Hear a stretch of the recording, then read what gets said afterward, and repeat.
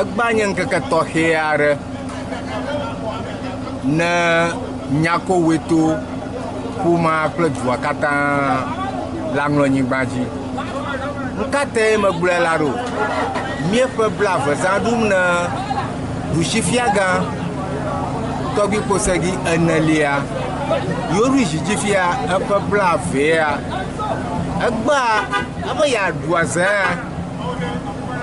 yakɔ nyo ye nɔvi efiawo le fiagble me ne yewoalé aŋlɔdua lé ɖe te. Menye yewonye fia no fiagble me ɖe. Dukplɔlawo nava ya de asi te me ye ta yewoɖu fia ɖo. Ɖe yewoɖu fia be yewotu yewo duwo ɖo. Ɖe yewoɖu fia be yewolé yewo de anyigba ɖe te. Ne ŋgɔgbe gbɔna wova kpo nuteƒe le tsɔ me. Yi ta ye yewoɖu fia ɖo.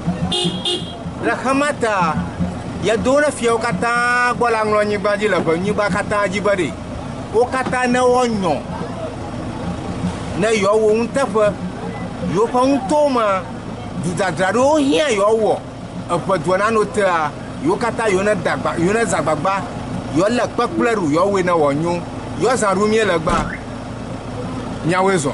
Gɔmesese ɖe si gɔmesese yi nye be amegbetɔ ɖeka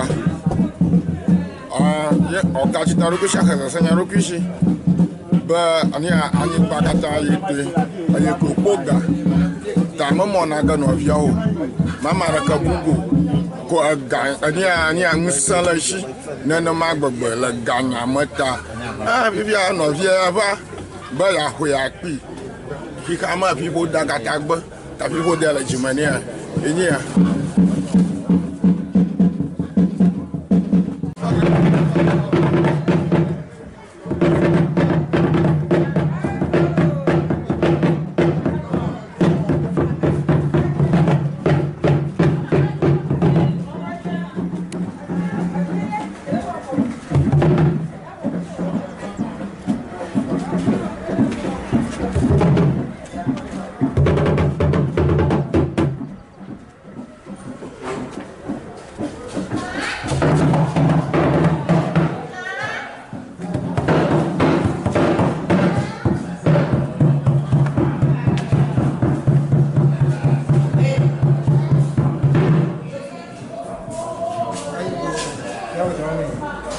Now is all